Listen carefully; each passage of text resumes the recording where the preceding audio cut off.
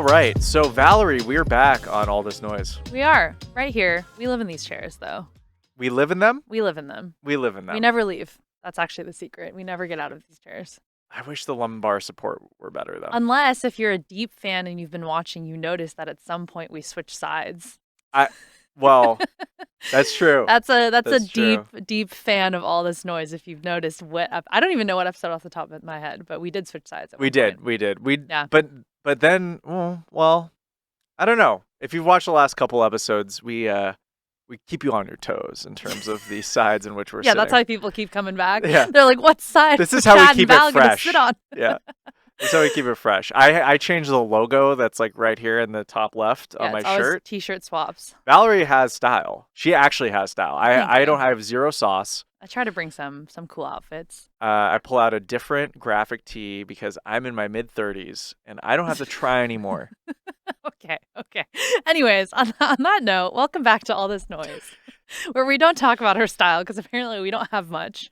I mean, dude, when you print your own merch, it's like the easiest way of like never having to have a wardrobe. There also was one episode when we were matching in Brownies merch. So. That was cute. Oh, that just felt like forever ago. It was cute. We're back this week with Jauz. Yeah, big guest. Big guest. Yeah, especially because, like you said, we're here at Icon, and Jauz himself was an attendee. He talks a lot about in this episode kind of his early years, which I love because I feel like whenever we have someone who has been here, they immediately just get nostalgic thinking about where they came from, which is pretty cool. Well, not only that, as an Icon alum, one of the, I guess, figures that helped build the Icon legacy, his photos are here on the walls in the halls. I know. That must feel really nice, too, when you come back and you're like, I'm proud of myself. But no, we talked to Jauz about quite a few things. It was honestly such great timing to get him in because he has been releasing a ton of new music, new album. Yeah.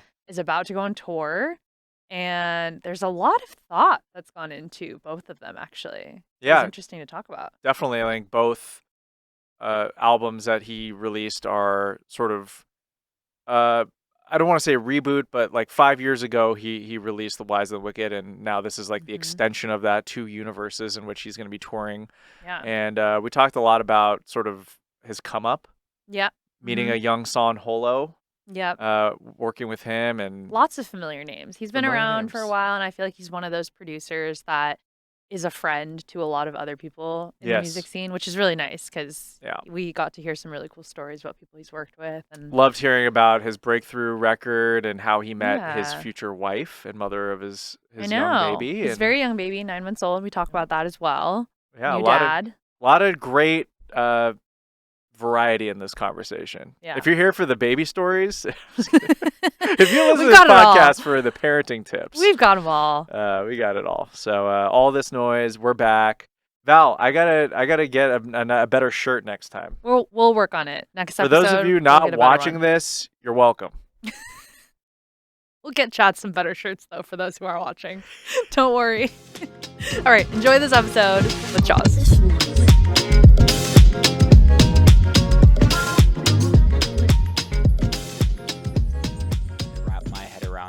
Like I remember when we wrote, and I feel like a lot of people are we in the middle of the podcast? Yeah, right now? We're in the middle. We are. We just have we begun?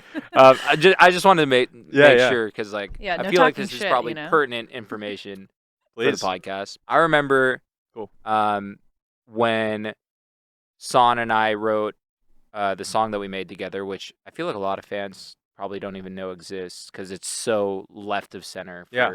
What's the name of the song? I believe it's called Okay, I think. Should we look it up? You tell the story. Val on fact check right now. But I remember the way that it started is like and like back then I was a lot younger and like I had a very kind of, which I feel like is ironic for me to say because the goal of the Jauz project has always been to be so all encompassing and, pushing the boundaries of everything. But like, at that point in my career, I was like, I want things to be fucking heavy and sick and whatever. And I remember he like sent me like a melody loop basically. And he was like, I think that this melody is really special and we should capitalize on it. And that was all he said. He wasn't like the song should sound like this. It should sound like this. And, back then was like he had that Snoop Dogg remix that was like super viral and massive. And like he had, stuff that was more like, I guess, like festival friendly, so to Yeah. speak. Very SoundCloud leaning. Yeah.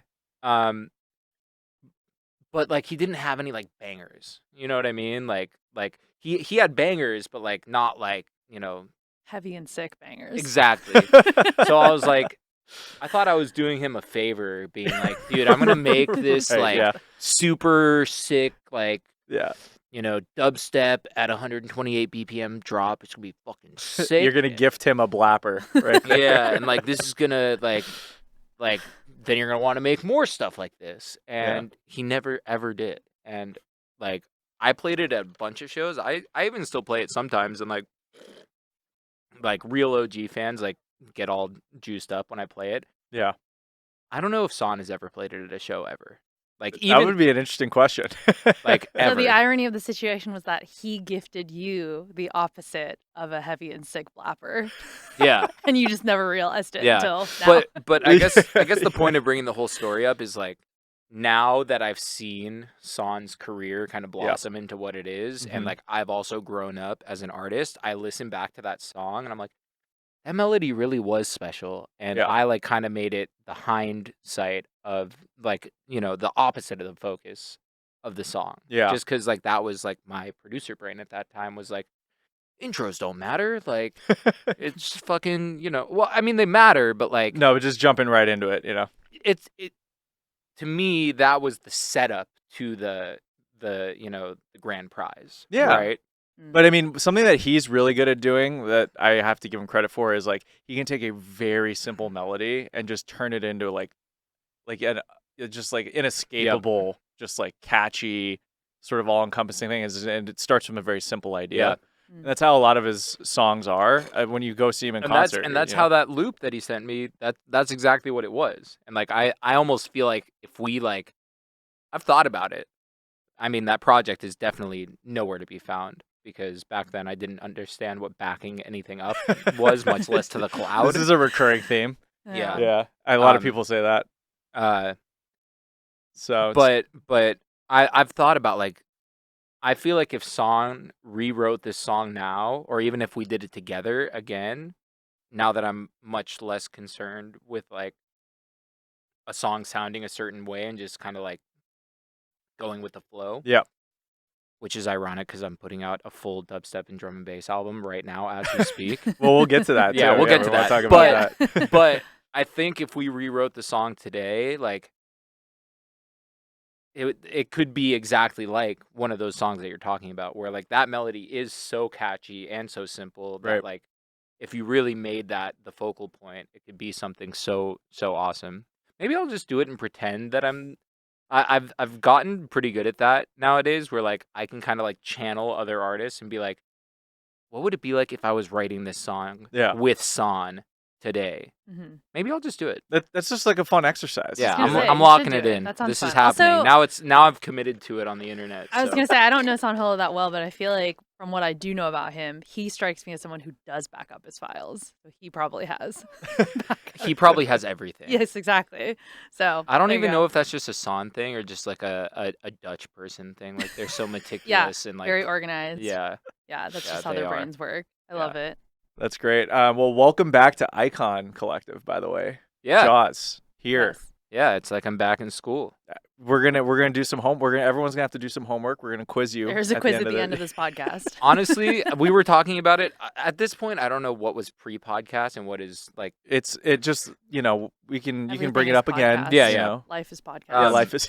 I was saying, technically before the podcast started, or maybe we were recording, so I'm Who just knows? gonna say it again. Who cares? When I went to Icon, it was like I found a place where like I never in my life ever once from like kindergarten to the end of high school, especially in college, I was not ever a teacher's pet. I never did my homework. I like never studied. I never did anything. And then I came here Mhm. and I was all those things that I hated. I was the teacher pet. I did all my homework like literally minutes after it was assigned, like during lunch break or whatever. Like I was just so excited to Yeah. like do like even the stuff that was so like like when I came to Icon, I had been producing for a while, right? Like 5, 6 years, something like that. I actually had songs that like had been posted by blogs under different monikers that we're not going to talk about. Okay. Um, We'll hold but That's off part on of the that. pop quiz. um, Yeah. but you know, I don't like saying it, but I think I felt like I was already hot shit coming into Icon. Mm-hmm. Because like, you know, I had a song that had 10,000 listens on SoundCloud, which Mhm, at one mhm. point Kind back of in the day, yeah, it meant something. kind of tight, Yeah, right? yeah, yeah. So when I first kind of enrolled here, they were like, yeah, like if you really want, you can test out of the first level of Icon because like it's going to be very, very basic. Like Mm. even back then, it was like they wanted kids who knew nothing Right. about producing. Keizo is a great example. He literally had never touched Ableton before he got here. That's Not at awesome. all. That's crazy. Yeah. So that's like what level 1 was for, is like really, you know, base level fundamentals. Mm-hmm. Mhm. They were like, you can test out of it. We don't think you should. And at first I really wanted to. And then, you know, I had like 6 months where I worked between college and here and I thought about it and I was like, no, I'm going to do the whole thing. Like, I'd rather get the full experience. So like I had all this homework at the beginning that was like the most basic shit Right. you could ever do. And Yeah. even that stuff, like normally in any other academic setting, I would have been like, fuck this. Like this is so stupid. Like why would I do this? And Yeah. here I was like, okay, I'll do it. Like I'm so excited. Overachiever, you know. Yeah. you No, come- I was everything I hated in school. Hey, but you know that's awesome that you found it here. You know, in Yeah. a context and with material that you know means a lot to you, and Yeah. obviously has been your whole career. So I think that the full circle point of me bringing all of this up is like it's really cool to be back here and it's always fun to come back and like feel like I'm in school again because this is kind of the place where I feel like I found myself as a creative person, and so I'm super stoked that you guys do the podcast here. Ah, dude, Aw, happy to have you that back, is a and beautiful full I'm circle moment. I'm sure they'd have you back here every day, so you can Yeah, master some well, stuff here if you need to. I live kind of far now, so Ah. the commute is a little. Today it wasn't bad. Not but bad, yeah. yeah. Yeah. I wish I could come here more often for sure. Well, I like hearing your stories. I mean, the San Holo story, and you were telling us a little bit about other friends that came through Icon that you kind of saw their early starts as well. I Yeah. appreciate hearing those stories from you because I think it's so cool to hear.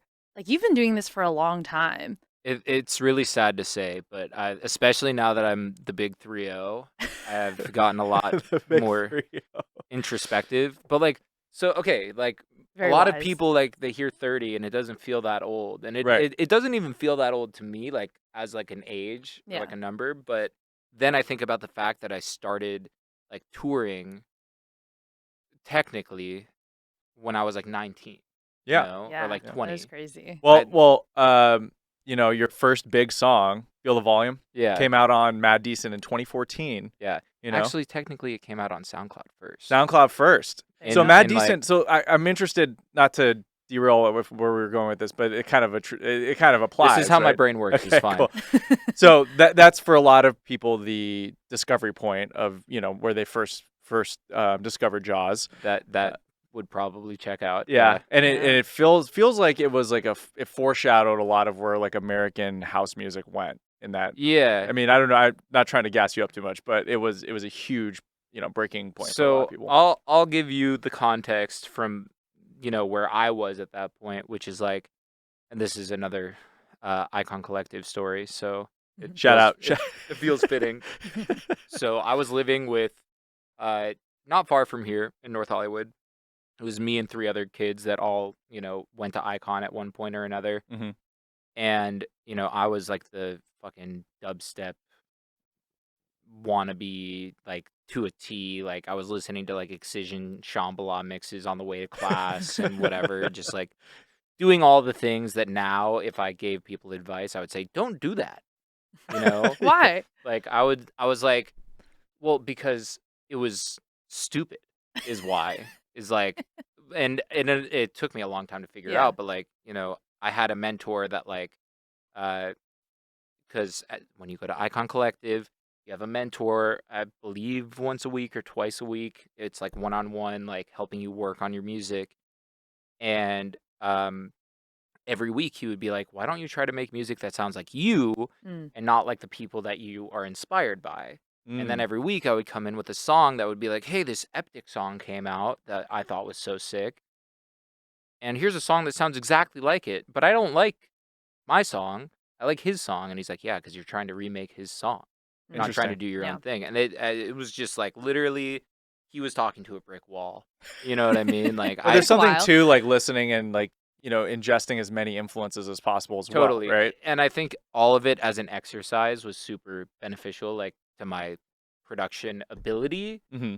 But I, hindsight is 2020. I wish I had figured all this stuff out Totally. earlier.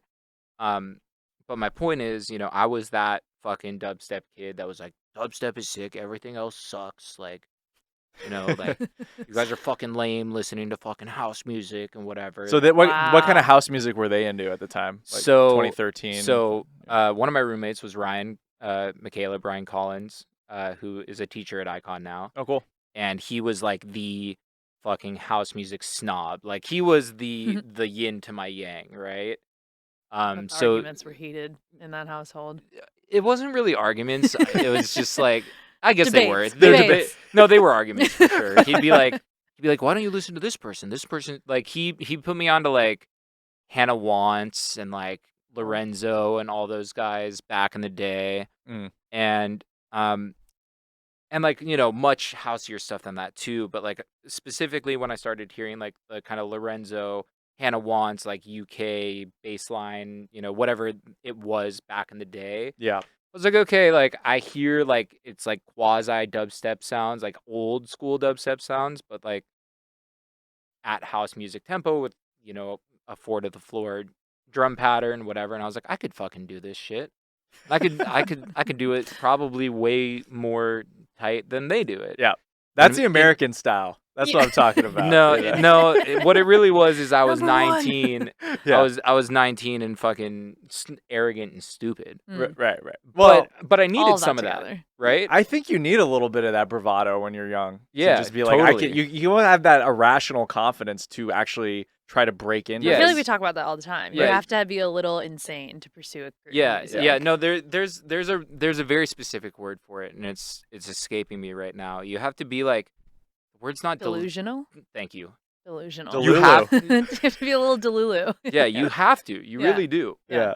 And it's like, I think that's one thing that I've probably lost over the years that I try to channel again. It's like being delusional enough to like, be like, yeah, that's gonna fucking work when, probably anyone else. And that was Feel the Volume to a T. Yeah. And like all the records I wrote back then, I was just like, I wasn't like, oh yeah, people are gonna play this at shows. I wasn't worried about any of that. I was just like, yeah, this is fucking cool.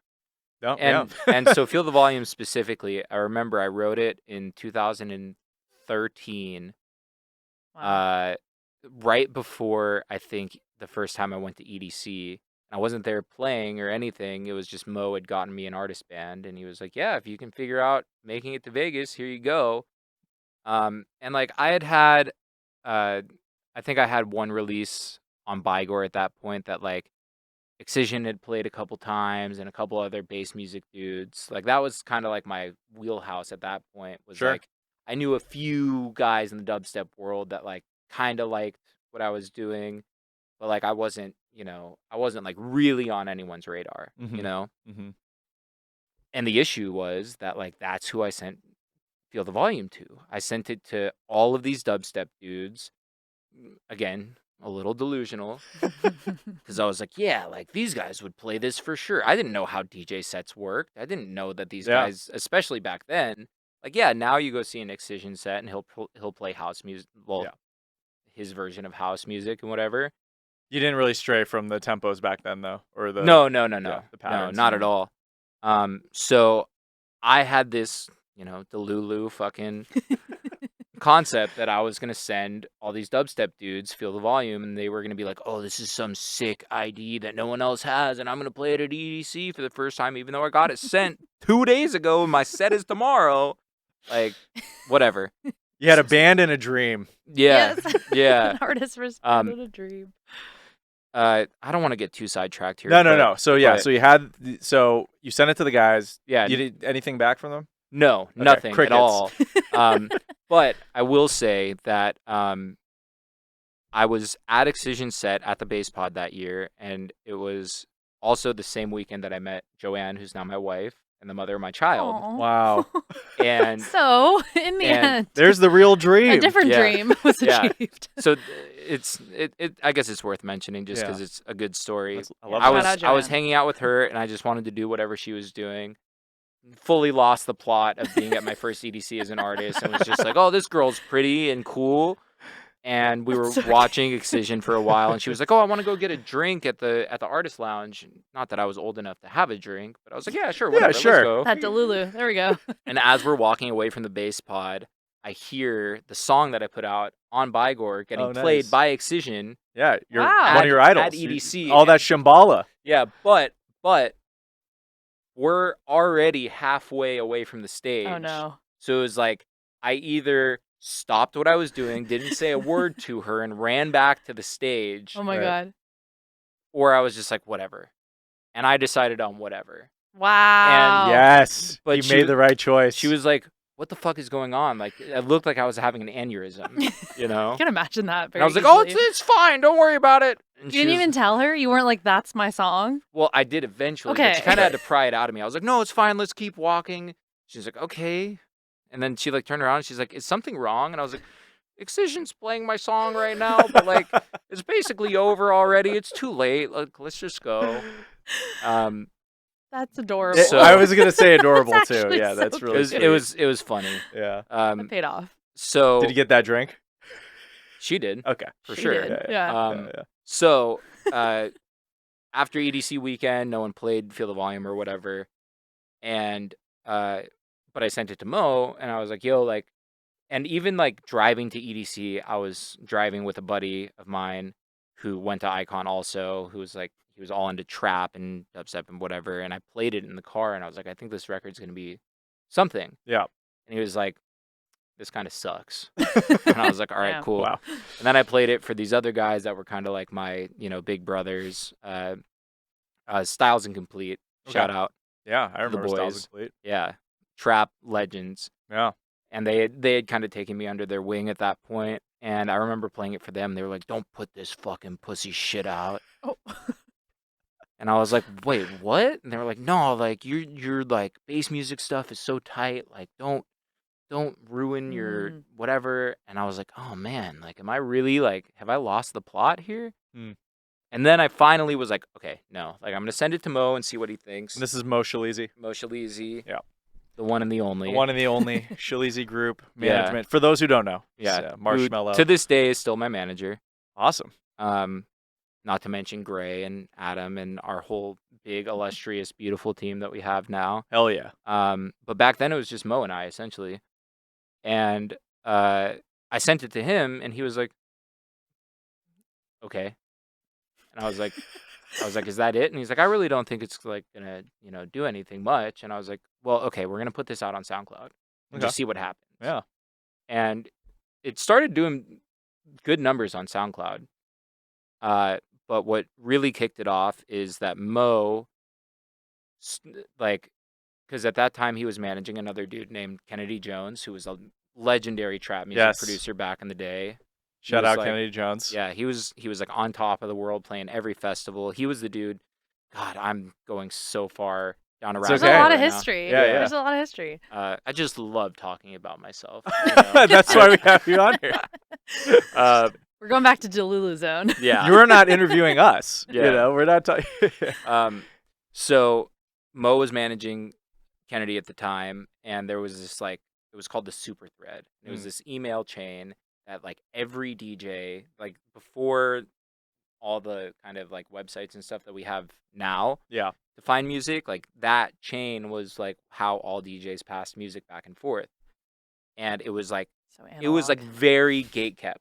Yeah. Like it was run by a dude who ironically kind of works for us now.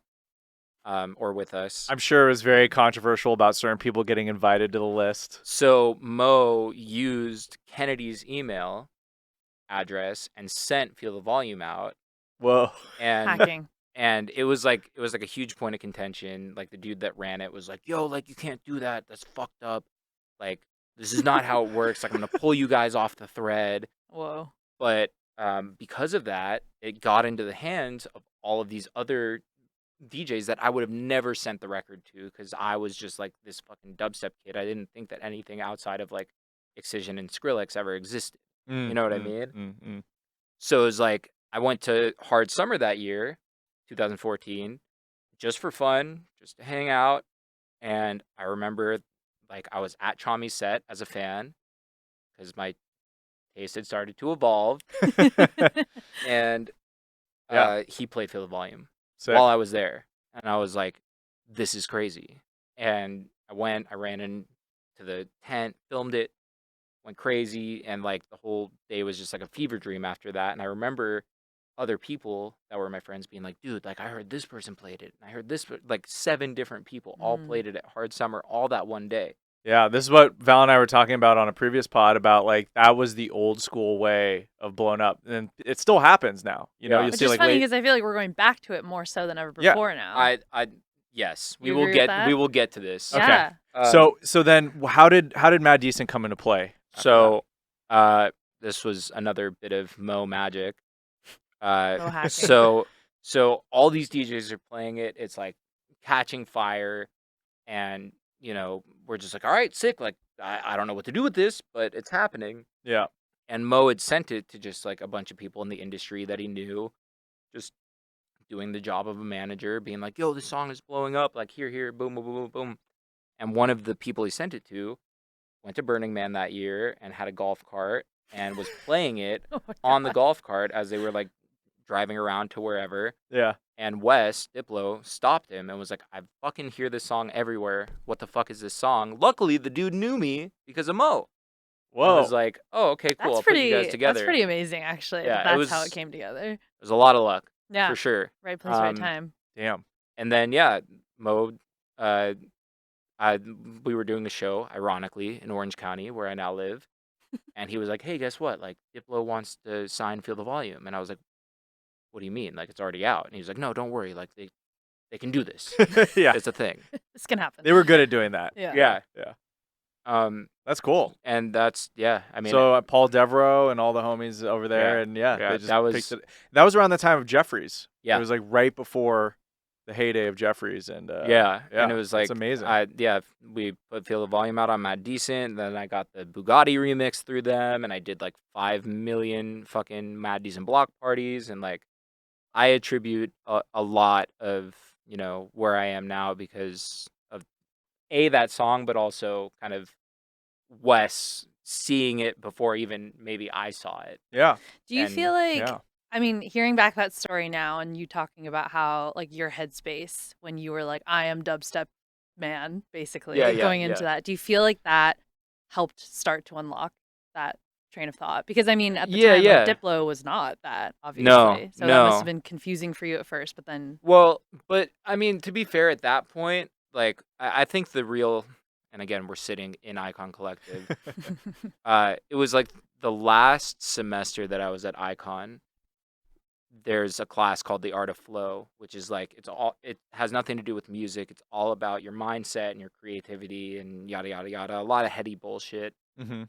But like I ate it up, you know, I loved it. I needed it at that moment. And it's probably the most important class to me that I took while I was here. And it was really that like realization of like, why am I trying to pigeonhole myself into this one thing? Like, I'm just going to stop giving a shit about anything. Mm-hmm. Like, I'm not going to care what kind of music I'm making, what genre, tempo, whatever. Like, I'm just going to fucking shit stuff out and hopefully it'll work. Yeah. So I was already like kind of mentally primed for it. Mm-hmm. I just didn't know at that point that like, you know, that was going to be the song that changed everything. I just thought it was a cool record. Yeah. You know? That's usually how it works, though. You never really know which.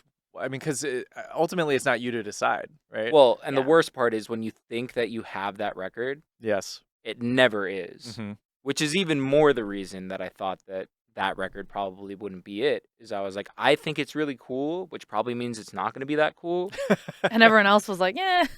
And everyone else was Yeah. like, yeah. Yeah. Well, which is while we're on this subject, and I think that's awesome that you mentioned that specific class. You know, that's really cool that it stuck with you. You know, but that time, right? So you said you had already seen Chami, so Chami was already getting started, and he was someone who like also had his records picked up by like one-offs, like on Fool's Gold, Mad Decent, Yeah. so on.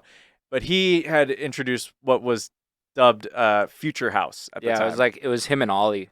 Oh yeah, Ollie, and a lot of other people coming. I mean, it's a lot of from Europe, but the Future House sound, and then kind of bass house.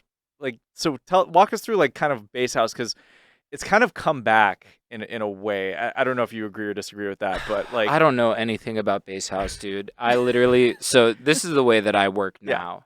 Yeah. Where I used to be that like dubstep genre purist, whatever. Once I unlocked the part of myself where I was like, I just want to make everything and do everything, I then became the person who never wanted to be locked into one thing ever. Yes. So like Yeah. this is a little bit of a fast forward, but like when, Feel the Volume popped off and Rock the Party popped off, and like I was like at a certain point just kind of like making one dimension of music. And I recognized that people started associating me as that guy. I was like, I have to change this as fast as I can. I have to Mhm. get away from this and I'm glad I did, because like, especially back then, or even more so now, it's like if you kind of pigeonhole yourself into one genre Yeah. and you don't end up being the king of kings of that one Mhm. genre, Yes. and you don't have any sort of elasticity in your kind of repertoire, like the second that shit isn't cool anymore, you're fucked. That's a really good point, because what ends up happening is, like you're saying, like, yeah, it does get whittled down with genres to like one figure that represents it. That's Or taking like, even a couple maybe, but right, still. but only a few can actually make the revenue or like get the most attention if the genre isn't popular anymore, right? Yeah, and it's Um, like I kind of made the decision with myself, and way before Feel the Volume or anything, like, I came up with the whole music has no boundaries and the genre-less kind of motif of Jaws when I was still at Icon, so like I had committed to that Yeah. a long time ago, but then I kind of had to be like, okay, am I just gonna like run with this and like see where it goes, or like would I rather be the guy that's the jack of all trades and the master of none, or would I rather be the fucking bass house dude, Right. and that's all I can ever really be? Yeah, but you went with the former, and you're still around. Like, Yeah, I am. I'm sure it has a lot to do with your longevity that you didn't get pigeonholed. Yeah, I would like to think so. I mean, there's arguments to say that if maybe I had ran with it longer, it could have worked out even better than it has. Mm. But I mean, that's a crapshoot. Yeah. And it's like it was either like when I really break it down, it was like I would have had to continue doing something that I didn't have fully vested interest in, just because I thought it would be the right move business wise. Mm. Yeah. And like the music would have never been any good. So it's like I was like, okay, I'd rather do shit that I actually like, and like if it works out or not, at least I'm like sticking to my guns and like doing something Making that stuff you're happy with. yeah, because like why be successful and miserable, or even worse, not successful and miserable? Yeah. Like I'd rather be unsuccessful and happy. Yeah. Right. Mhm. Yeah. But yeah, like the second that it was when all this happened, to bring it back, was when the term bass house was coined. Yeah. And the second I heard that, I was like, ooh, that's Oh, no. gross. I don't like Oh, that. no. I don't like that at all. Yeah. And Well, we always mention that those genres serve a more important purpose for the audience to like understand what they're hearing than the artist. Yeah, and I get that. Yeah, I because just like it's like an endearment thing. Someone doesn't know, and then they hear it, they're like, "Oh, I like this. What is this?" And it's like, Mhm. it's bass house. Oh, Yeah. if you like this, you'll like this guy. Mhm. It's just a way for people to kind of like and understand it what they're totally hearing. makes sense. I just thought bass, like, especially back then, like Yeah. when you put those two words together and said them out loud and it hit my ears, it was like nails on a Dude, chalkboard. I totally agree with know you what I too, mean? because like the Brownies and Lemonade sound that we started to get known for in 2015 became future bass, Yeah. and that's like the same thing. It was like, do not put those two words together in They're all that just order. so silly sounding too, aren't they? For some reason, they sound so silly. I mean, they all kind of sound silly. Yeah, like the Stutter House, the new ones. Yeah, Why Stutter that sounds even more House, silly or- for some reason. We're just Well, running on Country words, I rhythm. think. Well, I mean, that's just like one song. Country Yeah, that's literally one But it's song. also a genre now. But yeah, I mean, well, let's use this as a way to talk about the new music, because I think Let's you fast know. forward. Yeah. Yeah. Well, because about the no Tell genres. us about all of Yeah, it. 'cause I love that you we're- really took that Yeah, question. yeah. You That definitely do not non-question. adhere to genres. Your influences are all over okay. the place. So Yeah, I got it. So so over the years of trying to be as this is going to be an interesting term to say, but Yes. genre fluid. Oh, okay. I like that. Sounds very 2023. of me. Yeah, it It does does. sound really 20. Of just trying to kind of do everything and be everything. A lot of positives have came from it, but I think one of the things that I started to notice is that whether it was when I would put out music or when I would play shows, because there are so many fans that have so many different images of who I am or what I should be, more than likely is what it really is that they have an idea of what Jaws should mean Yeah. versus what I think it should mean. There's basically no way, and this isn't just true for me, it's true for everybody, but there's no way to make, especially for me, every fan happy at every show, especially when I only have 75 minutes, 60 minutes, whatever it is. Of course. I have a relatively large back catalog of music that people want to hear. I have a lot of new music I want to play, and I also want to make sure that the show is fun. Like, I try really hard to play almost exclusively all of my own music. Right. But I also I'm going to play like records that I think are really sick that like get the crowd going. I'm going to play, sing-alongs every now and then. I'm going to play edits that I make, whatever it is.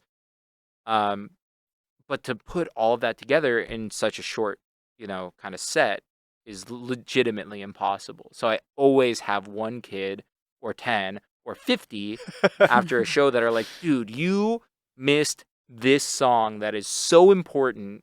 Right. How could you not? And I'm like, oh, God. Well, so do you feel like you have the thing where I feel like your fans at this point now, with your career being a decade long, like fans have come in from so many different parts, Yes. right? So important songs to every fan is different. Exactly. Yeah. And it's like, it's, and this is another thing with being 30 and being in it for so long is like, I don't even think about the fact that there are kids who like probably have found out about me in the last few years who might not even know what Feel the Volume or Rock the Party 100%. are. Yeah. They're like, who the hell is this They're guy? probably hearing that story for you the know? first time, being like, Or- whoa. Or maybe, like I would probably say that like the most recent song that would be like the one that people could associate me with is the Trampoline remix, Mm-hmm.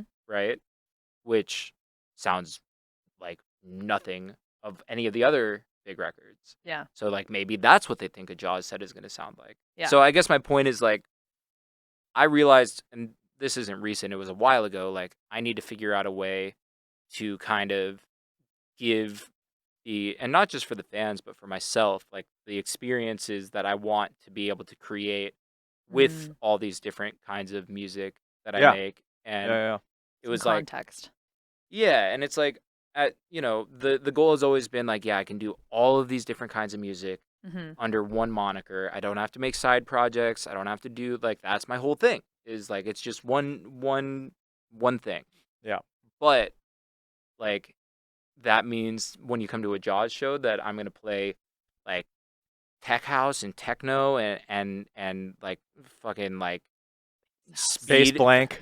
Yeah, like bass house. I'll just say bass house That and shall not be dubstep And dubstep. named. and, Genre that shall and not be future named. bass Yeah. and drum and bass. You got to throw in that and- OG, Excision dropped Bygore record. Yeah, You got to. But it's true to you. Yeah. You know? Well, so I mean, that actually was a question I was going to ask you is, have you ever had a serious thought to yourself of like, should I start a different side project? Or you really stayed committed to Of the course, genre I had the everything under thought, but Jaws? like Yeah. that's where these albums came from, and Yeah. that's where the original album, The Wise and the Wicked, came from. Is like, my like the whole concept of that album was like my brain is constantly going left and then right and then left and then right. Mm. Yeah. And the original album came out 5 years ago. Yeah, Okay. 2018. So I was like, okay, like I have all of this music that sounds like this, and all this music that sounds like this, and all this music that sounds like this. Mm. Let's package it together in a way that I can kind of create a story that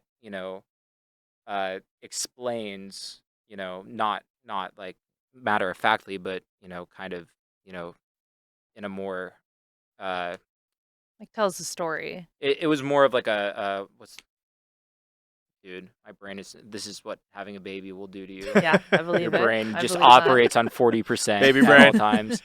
Baby fog. Yeah. It's like Baby fog. COVID Baby fog, fog. but Your but brain ba- turns into Gerber food. Yeah.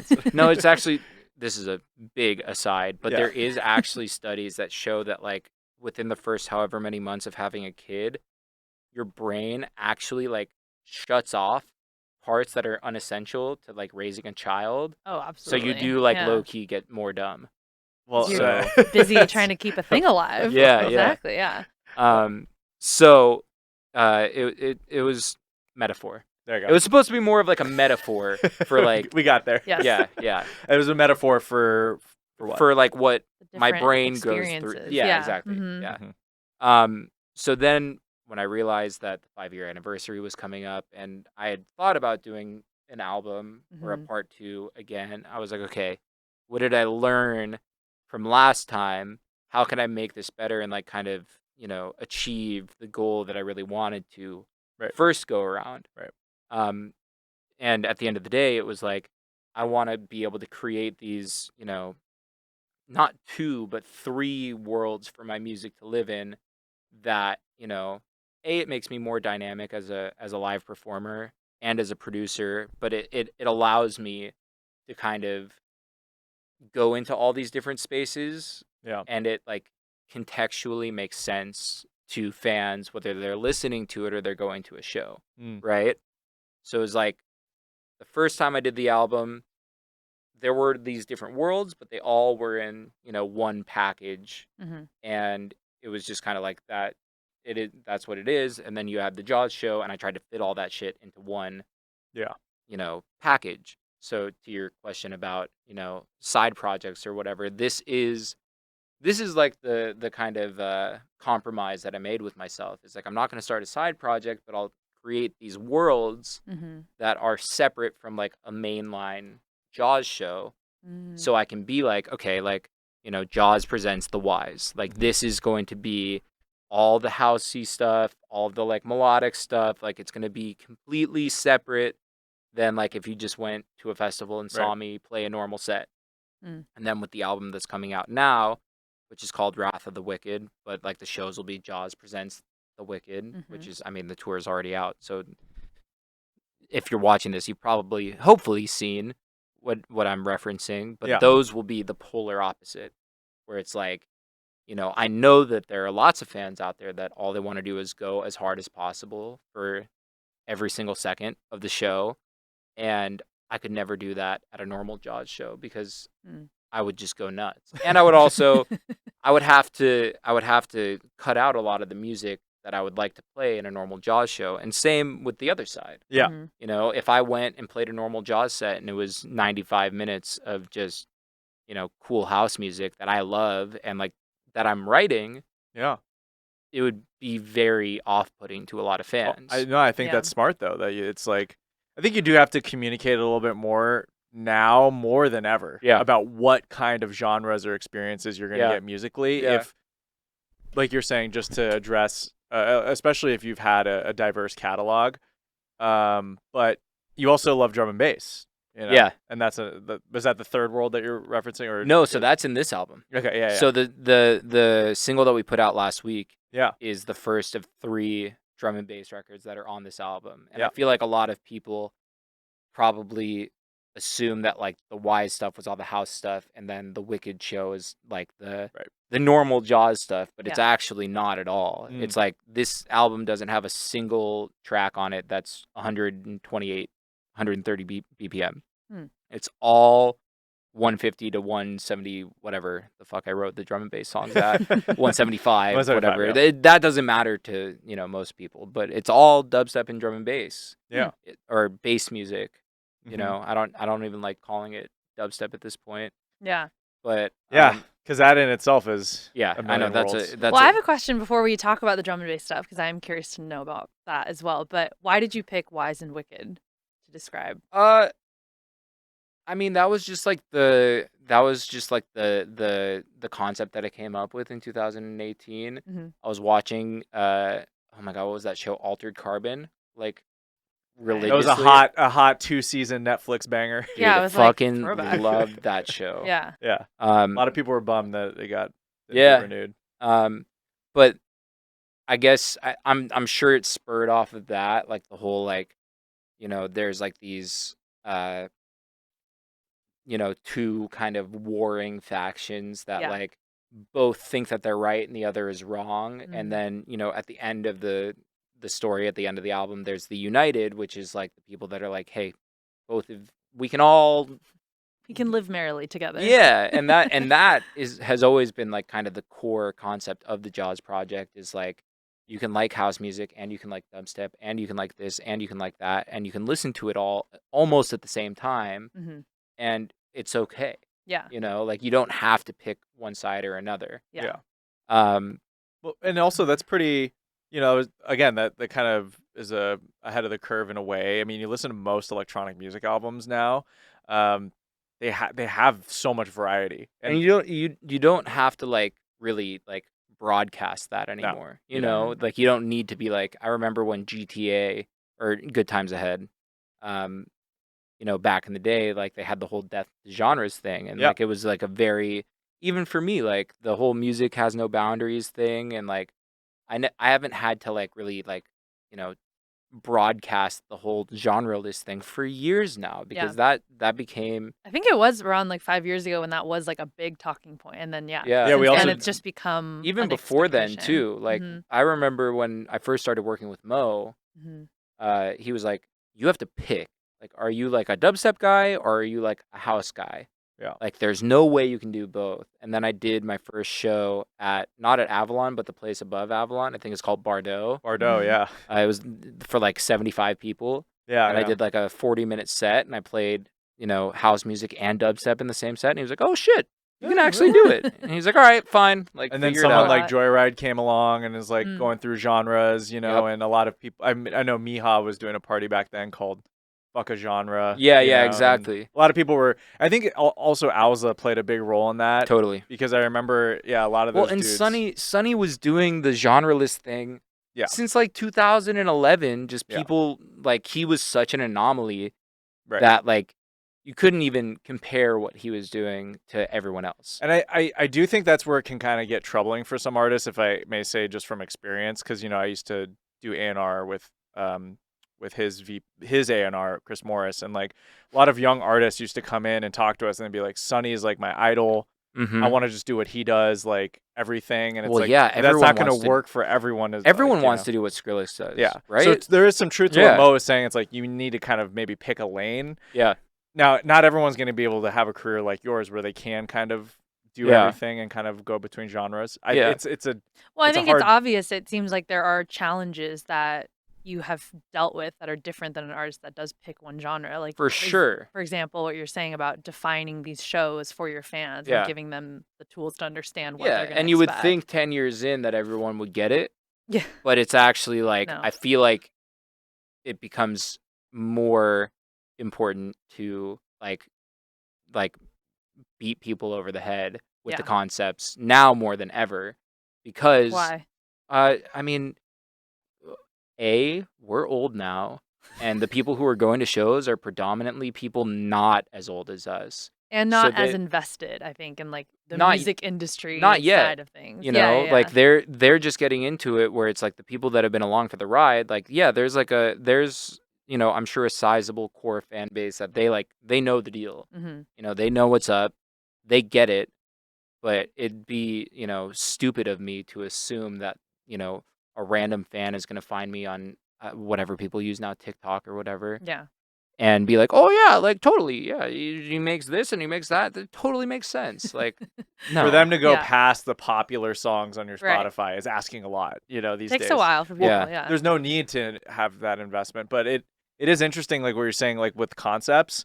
That is like especially with touring now and a lot of things, like you have to have like the live show. It has to have a name. It has to have like Something for usually people sometimes to it'll be a attach single. to. Yeah, because you just have to draw people in and communicate, I guess, what they're gonna get. yeah. From I the mean, show. this is the first time.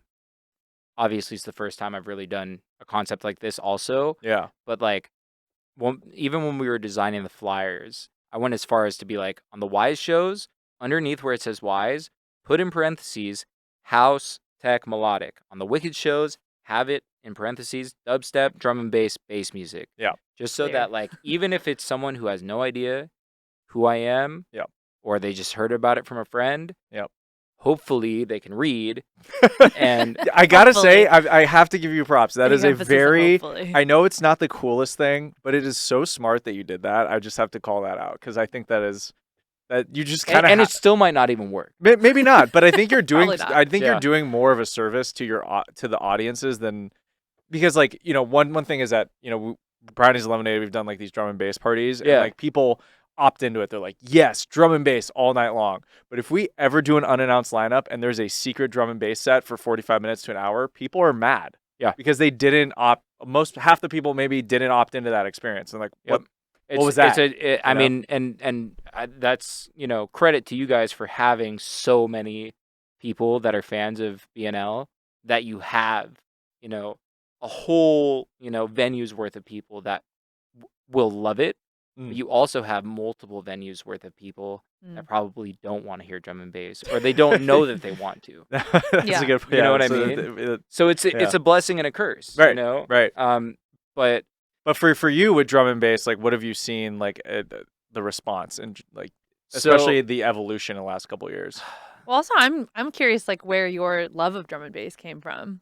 I Yeah. mean, so like as long as I've been in electronic music, most of my influence, although I've said the name Excision like 100 times already, like most of my real influence has always come from the UK, whether it's like, you know, Rusko and Caspa and Banga and like all of that in the early dubstep days, to like, you know, Hannah Wants and Chris Lorenzo and the whole UK bassline scene that kind of, you know, helped me get to, you know, the feel the volume kind of stuff. It was just kind of like a natural progression of like listening to music from the UK that, you know, I got into Chase and Status and like the whole, like, I mean, there's like a million drum and bass guys Yeah. from that area that I love. Yeah. And it's something that I've always loved. Like even before I, you know, really listened to any house music at all, like I've always like, you know, from like 2009, like, because even maybe back then more than it has been for a long time, drum and bass and dubstep were kind of, you know, they lived in the same world because they were both these like very, well, I guess drum and bass wasn't that underground in the UK, but in America they were both these like very underground UK dominated subgenres of dance music that were just kind of like bubbling. Yeah. And just one example to back up your point is like I think people remember the Sub Focus remix of Hold On, Yeah. which is like a dubstep and drum and bass tempo song. Back then it was called drum step. Drum step. There you Oh, go. Another God. genre that's More so silly genre names. more disgusting to roll off the tongue than bass house even. But yeah, back so in the day I said drum step all the time. I made when I was at Icon, I made drum step remixes all the time. That shit was tight. So I think for the uninitiated or the layman, it is that terminology is helpful. Right? Yeah. So, but anyway, so drum and bass, Yeah. you've seen it grow then since that point. Yeah, and I always tried to make it a point, like I think even as early as like when I played the main stage of EDC 2016, I played like 5 or 6 drum and bass songs in my set, and I'd never made a drum and bass record as Jauz. You know, I've always tried to kind of be the guy in the States that like even when no one really gave a fuck about me. Yeah. Not that they really do now, but maybe more than before. Well, that's Some very do. brave. Some do for sure. Yeah, some people. But I was very brave of you to play that at the Oh base yeah, stage. I've I know, watched 2016. at this point. damn. I've watched probably hundreds of thousands of people drop dead.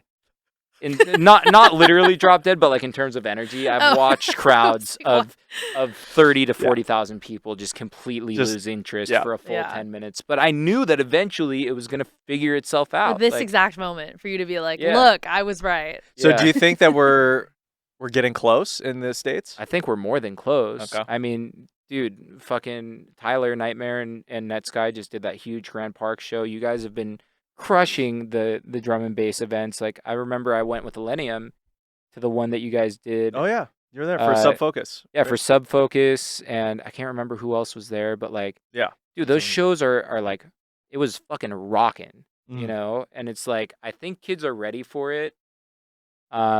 Maybe it's not like, like having a moment like it is in the UK right now, where it's like pop radio, right. but we're well on our way. We're much closer than I thought we would be. Yeah, and we talk about this too, like in places like K-pop and in other completely different scenes. You're hearing UK garage and breaks. Okay, so that's the one. Not to get sidetracked for the 30th time. That's the Sidetrack one. away. That's the one that threw me for a fucking loop. Yeah.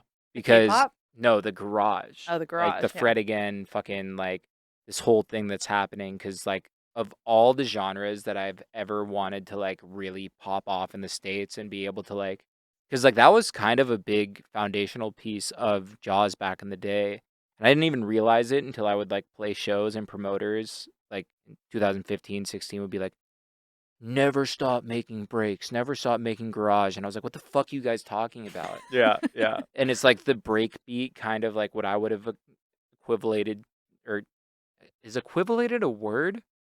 No. No. It sounds like a word. No. It's not, but it sounds like one. Yeah. Uh, What I would have equated. equated. There to you go. we go. thank I was you. thinking Yes. about it too. I was like, is that? I'm You trying to added get the too many No, more other so words. that you I would've went too hard. Equated. I went too hard. You went too hard Um, too soon. so that you would have equated. I would have equated it to like, Deeper Love is like one of those like Feel the Volume-esque records, and the second drop of it is Breakbeat. And Yeah. it wasn't because I was trying to do garage. It was just like, how do I make this second drop feel a little different? Yeah. Well, one thing I kind of equate it to as well is that, like, in the late 90s, 2000s, like we had some crossover records in the United States that were garage, like breakbeat. So it's like Daniel Bedingfield. I was wanna literally, get through this. I was about Yeah. to start Yeah. doing the riff. Everyone knows that, Yeah. and like Craig David. There's like other people. Oh, Or yeah. if you really want to And- get really meta about it, like Let's. half of the pop music that we grew up with are essentially breakbeats. Right. Like all of the like NSYNC records, Yeah. Britney Spears, whatever. all the It's- Max Martin stuff. yeah, all the Max Martin stuff. It is Yeah. like 120-ish BPM breakbeats. Yeah, and you know? or just slow down to 100. Yeah, BPM. whatever it is. But that I still think drum and bass hasn't had that yet. But Yeah. those higher tempo sort of UK. Yeah. We are getting rhythm. close though with We're- the K-pop thing. Yeah, we're getting. Sure. We're just like we're testing the waters, and Or- we're Pink Pantheress, or and- Yes. yeah, or like the shit that I hear on TikTok that's like, Sped the up. 100, Yeah. all the sped up, like even if it's not drum and bass, but like 150, 160, 170, like four to the floor, like super aggro rave music, like that's a precursor to drum and bass if I've ever heard one. yeah. Yeah. And You know? if you're at Hard Summer this year, you saw multiple drum and bass acts in the Coliseum. So I mean, we're getting there. It's just I think maybe in LA we might be in a little bit of a bubble comparatively to the rest of the United States, but I do think Yeah, but know, LA we're- sets the tone. yeah, we'll know? always take the risks and set the tone, and then You know what I think we're missing What as are- far as the actual like push over the edge for the drum and bass is I don't think America's quite yet ready to be like grimy enough to have the live experience. I could not disagree Really? more. ooh, here we go. Whoa. This is a Look debate. at- Yeah, let's look have at- a debate. Look at fucking Lost Lands and Bass Canyon and all Totally, of these yes. Excision-led festivals. Like it's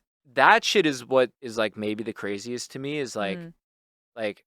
I grew up as a metal kid, and so I went to Warped Tour every year and like all these metal festivals, and like, at a certain point I started seeing like all of these like, girls that were my age Because like most of the time it was me and like a couple buddies, and we go to shows in San Francisco, and it was like predominantly 38 to 47-year-old dudes that were bald with goatees. Yeah, the first wave of dubstep in the US, not to cut you off, but it was like the shows were all guys, and it got a really bad rap for that. Yeah, for sure. Yeah.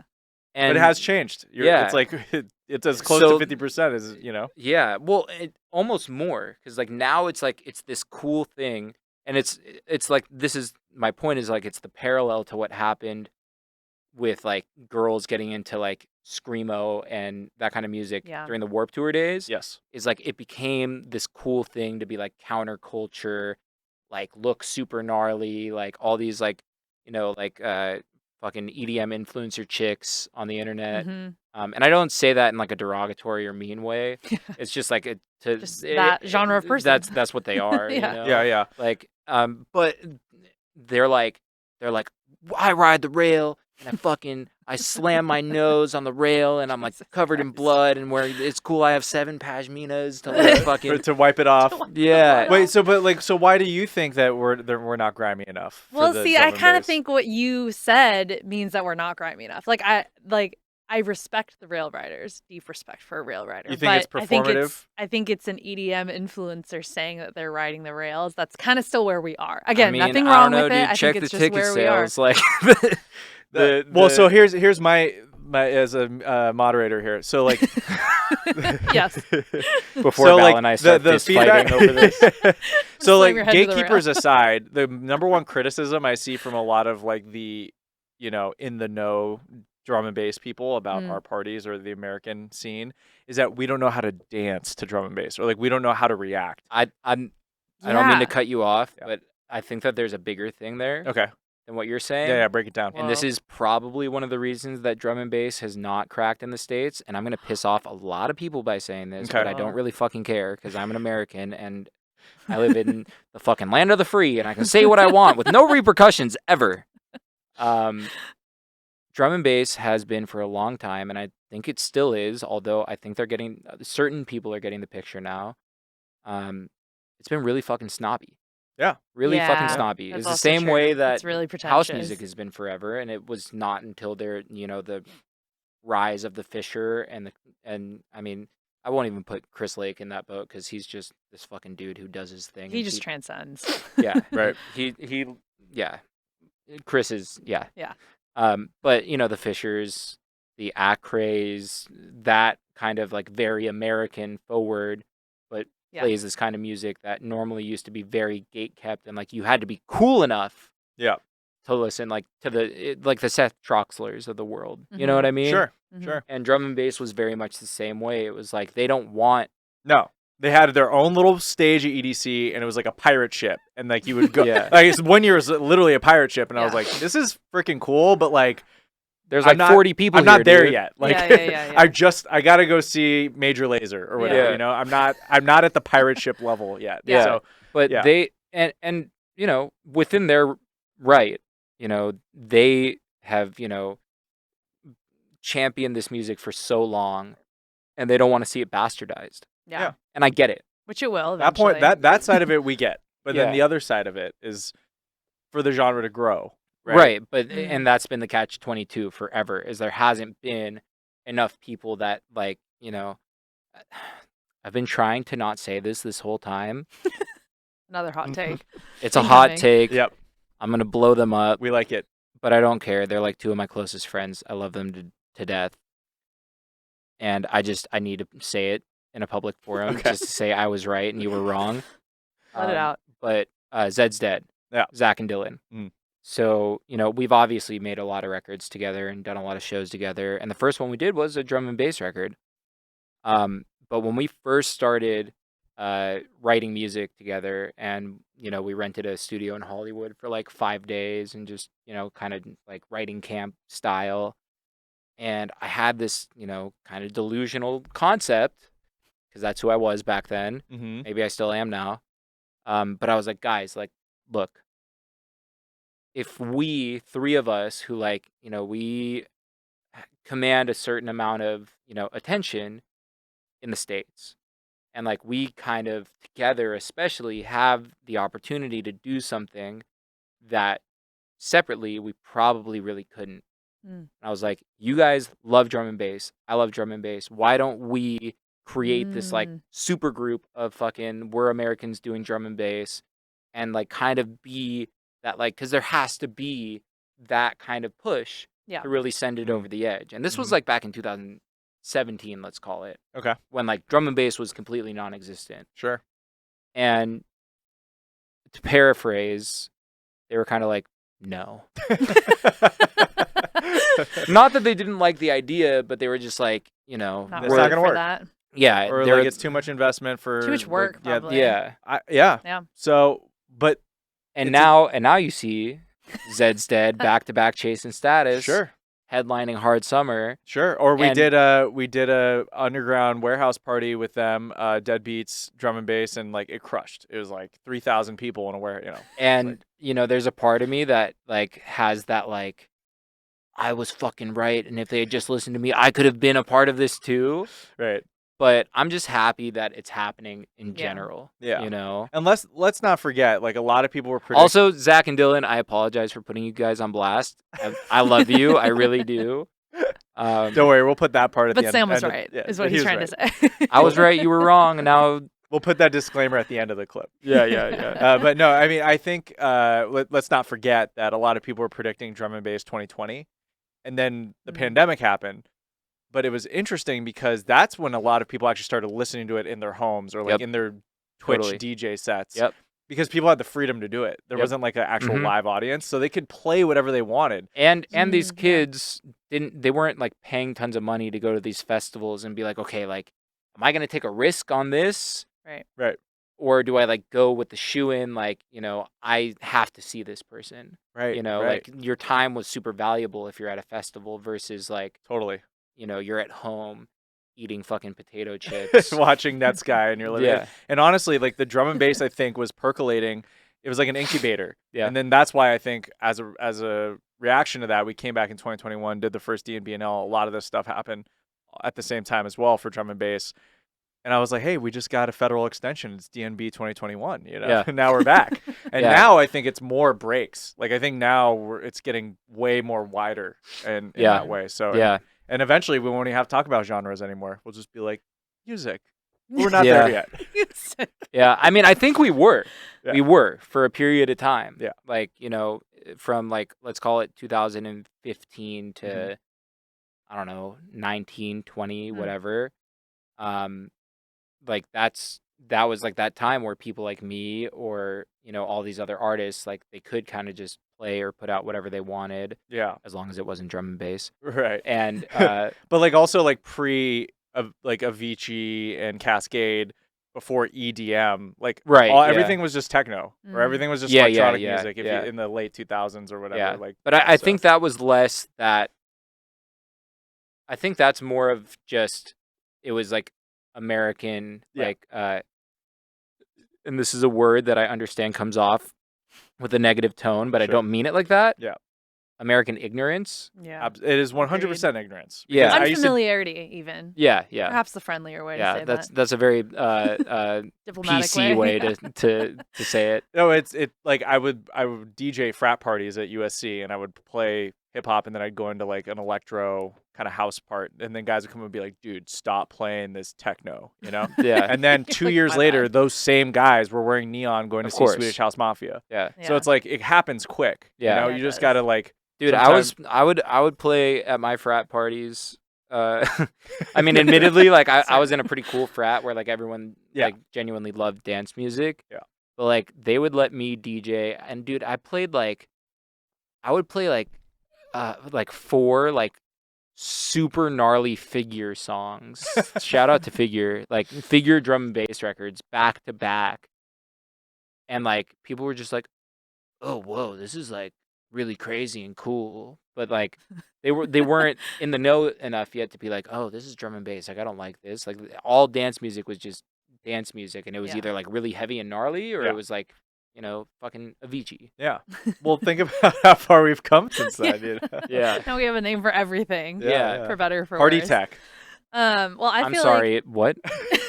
Oh no. Yeah, that's just what Sokka had called like the Fisher, like Oh, you were yeah, saying the yeah, Fisher kind of yeah. a craze, like Okay. party tech.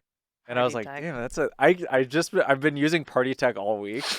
I That made you pause, like Yeah. you're was like, that was what? a physical I reaction. knew exactly what you were talking about. I just didn't want to accept Well, the that's like truth. that's an interesting thing right now when you see like festivals like Crossed, you Yeah. know, who have like I think done a really good job about maintaining like the Mhm. essence of what they think the music is that represents, you know, their brand. But they also do But they book the bring in John the people. Summits Yeah, and they bring in the people that will get the ticket buyers, and then yeah, hopefully they Yeah, will but it's a they- good get balance. exposed. Yeah. But I also think that they kind of have an easier time doing it because they were booking people like Fisher way before Fisher was, Yeah. you know, too cool or too big to be cool. I mean, I will say right? that Yeah. festival has nailed it as far as Yeah. spotting talent before Totally. they get big, because that was like Billie Eilish's very first festival performance That's ever. nuts. Crazy. Yeah, That's isn't that wild. crazy? There Well, were like 12 people there. They've done a really good job. She was yeah, also with probably like 14. Yeah, for sure, yeah. for sure. They've done a really good job with the diversity on what they pick ahead of time, but Yeah, no one I think foresaw the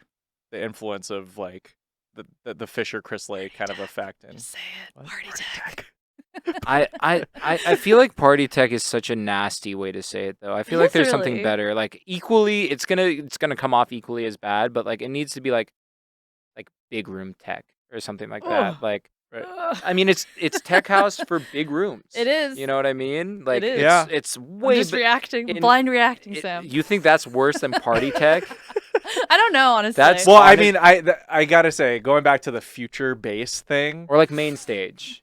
I- I don't know. Yeah, like, yeah. Something that's at least like I get it, party shirts and whatever, Yeah. but like fuck Main stage. party tech, dude. Main stage. Literally makes me want to take the foam off of this and just shove it down my throat. That's good. Oh my Well, gosh. anyway, let's talk to us about the tour. So Yeah. When So I'm doing a full party tech set. in which cities we don't know yet. The Party Tech tour. Only big rooms. When does the tour start? September 22nd or 23rd. It's one of those 2 days. Very I can't soon. remember. 23rd. Thank you. So a lot of the tour and the main kind of concept around it was to try to do like city takeovers, so to speak, where it's like, you know, the first day of the tour is 2 shows in a day, just because you can do that in Boston. But we were doing a Wise show during the day, Hmm.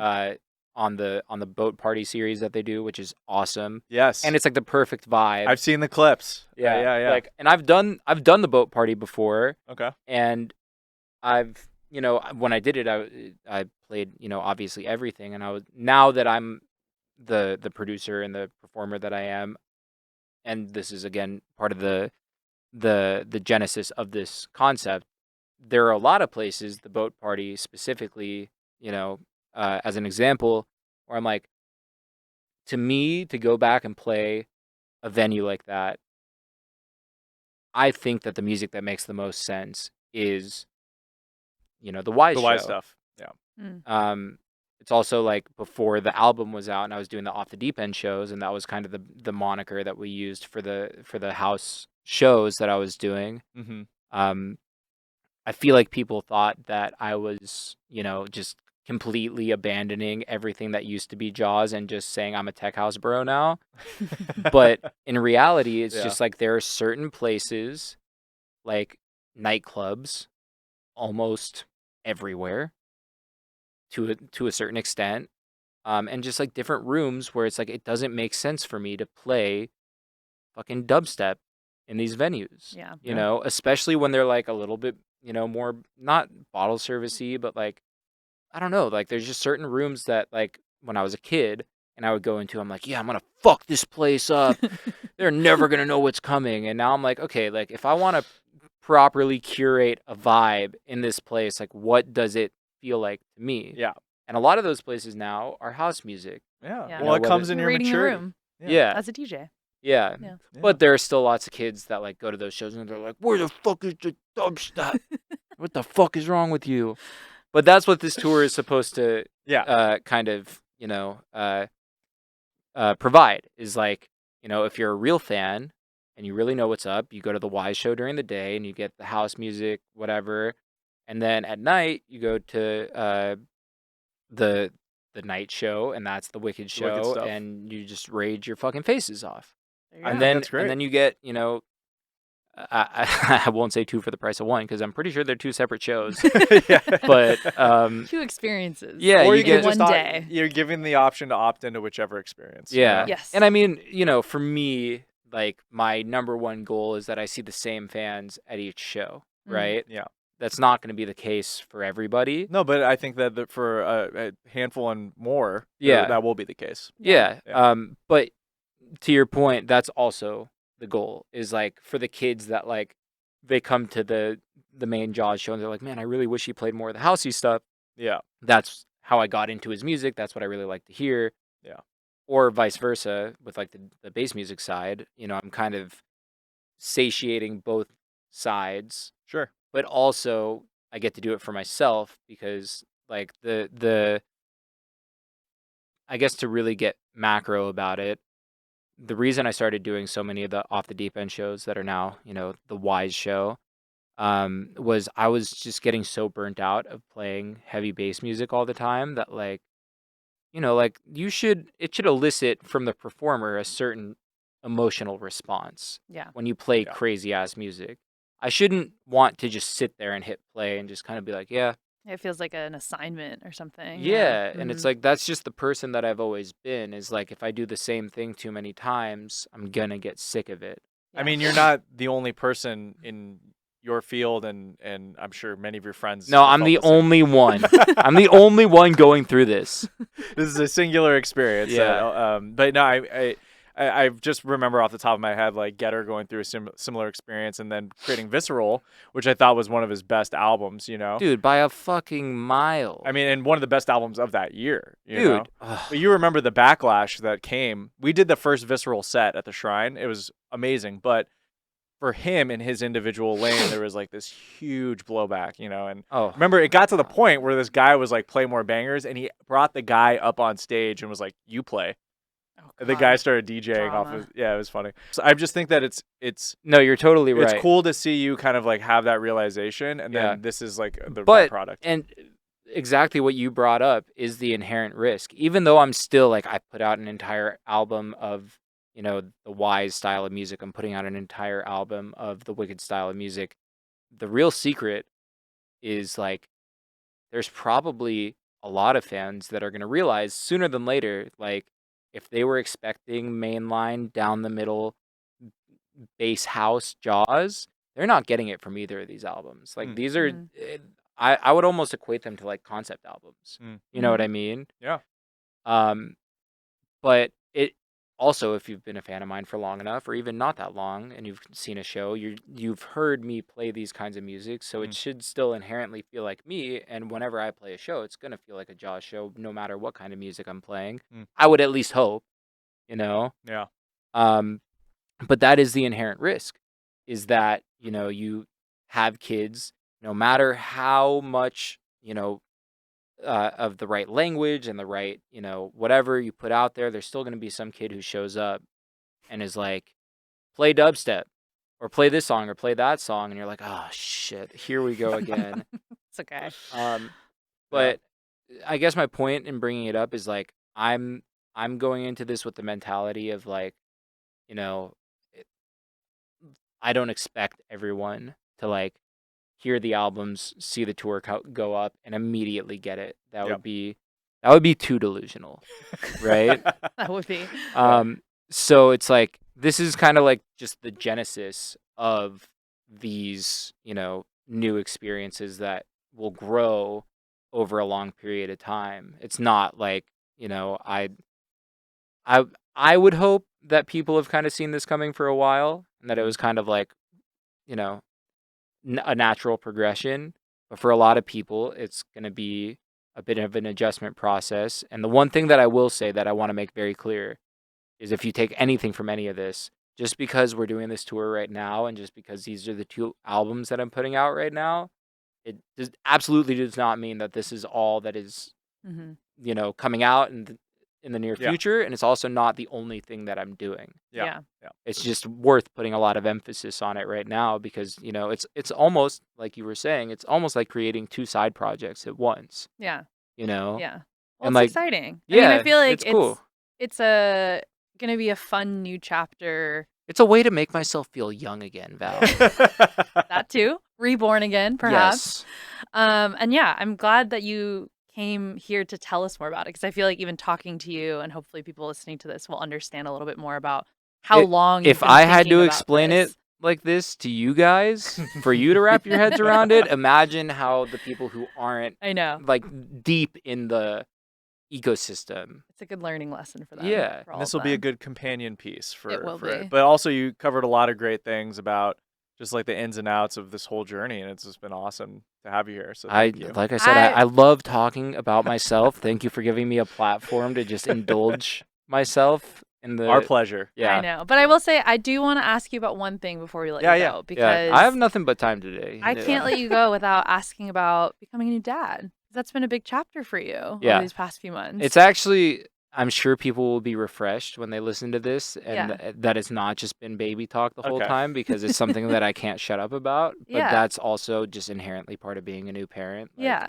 And you started the story, I mean, this whole conversation with the most adorable story about you and Joanne meeting. So I feel like I have to hear about, how's it been? It's fucking rad, dude. Yeah. It's like, it's so tight. It's definitely like, I think, you know, to try to, you know, say something about it that kind of makes sense in the context of the conversation today. Mm. One of the coolest things that I think it's done for me is like, just like mentally, you have so much less bandwidth for Mhm. bullshit because there's so much new bullshit in your life that's like Baby bullshit. Yeah. but so important. Yes. It's like it's not bullshit at all, but like, you know what I mean? So it's like it very quickly, even before she was born, like even when Joanne was pregnant, like there were so many things that like, you know, whether it's like, you know, certain shows or certain this or certain that, that it's like, oh, you know, like I should do it for this or for that. And like, I Mm. don't really want to, but like, it'll probably be good for this or good for that. And like, I don't have any of those thoughts now. It's Mm. just like, do I want to do this? Yes. Great. No. Great. Mhm. Yeah. Like, I don't feel like, because I guess before it was like, what the fuck else am I doing with my life? Like, why would I say no Mm. to going here or going there or doing this or doing that? I have nothing better to do. Like, Yeah. like this is my life. Like, you know, and now it's like, again, this might come off the wrong way, but I very much have better things to do now. Yeah. Yeah. You know, like I Yes. have a human child that I have to, you know, like raise and protect. Yeah. So it's made a lot of decisions really, really easy. Yeah. And put a lot of things in perspective. Put a lot of things in Yeah. Yeah, perspective. you're like, all right, this is Yeah. this is Yeah. yeah. This is But important. but like I guess the thing that I'm happy about is like I kind of had this fear, not recently, but like for a while, that like once I had a kid, I'd be like, well, all right, now it's time to sell out and just make bullshit music that'll get lots of streams Yeah. so that I can collect a check and fucking call it a day. And I've probably done the complete opposite of that by making these very hyper specialized Borderline concept. borderline concept, quasi genre specific albums and a tour concept that Yeah. like is, you know, a lot more effort Yeah. and a lot more of an investment than Yeah. just like go out and collect checks and like kind of maintain the status quo and whatever, you know. But do you think unintentionally becoming a father has kind of given you that jump start and a little bit of a fresh energy Yeah, I mean, these are things that I've kind of had cooking for a while. before the baby was cooking? Yeah, exactly. But now it's like, okay, if I'm not going to do this shit now, I'm never going to do it. That's true. Yeah. And it's like, do I want to just keep doing the same fucking shit that I'm doing right now, or do I want to actually like kind of like go for it and Yeah. like You might try not to- tour for the rest of your, not for the whole rest of your life. Hey you know? man, Tiesto's still out there doing That's it. true. He has I know. 2 beautiful kids He and does a have, wonderful 2 young family. kids too. Yeah. Bring them on tour. Bring the Well, kids on. Yeah. I was, Oh, does she well, like your look. Does she like your music? You played her your music. So Yes, but like she's also like fucking 9 months old, so like she So we'll likes see, we'll she see. likes just about everything. Love it. But when I played in Vegas this last weekend, Joanne's mom and the baby drove out to meet us in Vegas Cute. because we were flying in from Chicago, and I played at Marquee, which is at the Cosmo, and we happened to have one of the suites at the Cosmo that it had like the balcony, and the balcony was like pointing straight down, or like the view was like just Yeah. the day club. So Joanne's mom was babysitting the kid when my show happened, and when she woke up from her nap, they like went out on the balcony, and like she can like kind of got to like see it. I mean, she probably didn't see anything, but for It's okay. me, It was technically her first show. exactly. There you go. Yeah, That's Joanne. so That's cute. amazing. Joanne tried to see if she could surprise me by bringing the baby to the show, Oh, but chaos. no, that club doesn't exist anymore. It used to be a club in Vegas. That's funny. But yeah, Vegas nightclubs and babies don't really mix. Her ID got taken away. Her fake ID Yeah. got taken away. Yeah, at the yeah, door. exactly. They're like, you're not old. Wasn't enough to be here." wasn't How very many years? convincing. Try months. Yeah. Well, that's Oh, awesome. that's Well, so thank you cute. so much again for coming through, and we had to bring you back to school. Yeah. And now I'm gonna fucking hang out here and make tunes like the good old days. That's great. Wow, look at that. Hell yeah. That's a great Congrats. reason. Yeah, What a good thank you. time. Yeah, Love it. thank you again, and thanks to Icon for having us. Shout out Yate, shout out Jose on the ones and twos, and yeah, we'll see you on the road. Shout out to San Holo, and especially shout out to Zeds Dead. Sorry for putting you guys on blast. Nah, it's all good. All It's all forgiven. good. It all comes from a good place. Well, I'm glad you forgive me, but I'll maybe one of these days I'll get a text from Zach and Dylan and be like, "What the fuck did you say?" we'll put a disclaimer. Yeah. All right, y'all. Yay. We'll see you soon.